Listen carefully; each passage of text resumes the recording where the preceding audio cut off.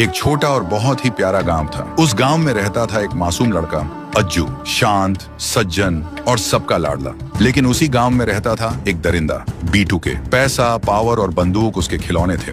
गांव की कोई भी औरत अगर उसे पसंद आ जाए तो वो उसे जबरदस्ती ले जाता। लोग डरते थे मगर बोलता कोई नहीं था।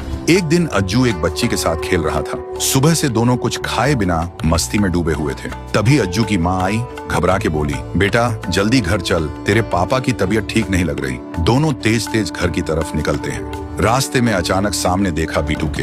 रोड के बीच में जीप रोककर खड़ा था। अज्जू घबरा गया। बीटू के ने अज्जू की माँ की तरफ इशारा करके कहा, चल मेरे साथ। अज्जू की माँ ने हाँ करने के बजाय जोर से नहीं कह दिया। बीटू के का चेहरा लाल हो गया। उसने गुस्से में अज्जू को गोली मार दी। अज्जू वहीं बेहोश होकर गिर जाता है। माँ रोती हुई मजबूर होकर जीप में बैठ गई। कुछ देर बाद अज्जू को होश आया और वो रोता रोता माँ को ढूंढने भागता है। कुछ ही दूर एक पेड़ के नीचे देखता है, उसकी माँ लाश बन चुकी थी। अज्जू चिल्ला चिल्ला के रो रहा था। दुनिया उसकी टूट चुकी थी। वो घर लौट कर आया। पापा ने पूछा, बेटा माँ कहाँ है? अज्जू ने रोते हुए सब कुछ बता दिया और सुनते ही पापा को दिल का दौरा आ गया। वहीं गिरा और मर गया। अब अज्जू अकेला रह गया था। न किसी से बात करता था, न कभी घर से बाहर निकलता था। सिर्फ एक बार निकलता था, हर साल अपने माँ बाप की कब्र पर फूल चढ़ाने। 15 साल गुजर गए लेकिन उसके दिल की आग अभी भी ठंडी नहीं हुई थी। उसके जहन में बस एक ही लफ्ज था, बदला। एक दिन अज्जू ने अपने महंगे कपड़े उतारे, फटे हुए कपड़े पहने और चला गया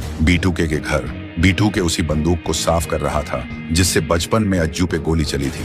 अज्जू बोला, मालिक मुझे काम पे रख लो, मेरा कोई नहीं है, मैं अकेला हूँ। बीटू के हंस के बोला, ठीक है, खाने पीने का ध्यान रख लेना। अज्जू रोज उसके लिए खाना बनाता, मुस्कुराता था और झुककर सलाम करता था। लेकिन उसके अंदर एक लावा उबल रहा था। एक रात अज्जू ने उसी घर के एक कोने से मशीन गन उठाई और पूरी हवेली को आग लगा दी।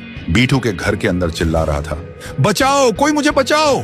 तभी अज्जू आग के बीच से घर के अंदर गया और आंखों में खून लेकर बोला, जिस दिन तूने बेटे से उसका मां छीना था ना, उस दिन से ये अज्जू मर गया था और एक जानवर जन्मा था। आज तुझ पे सिर्फ इंसाफ नहीं, आग का फैसला हुआ है। और फिर बीटू के शरीर में आग लग जाती है।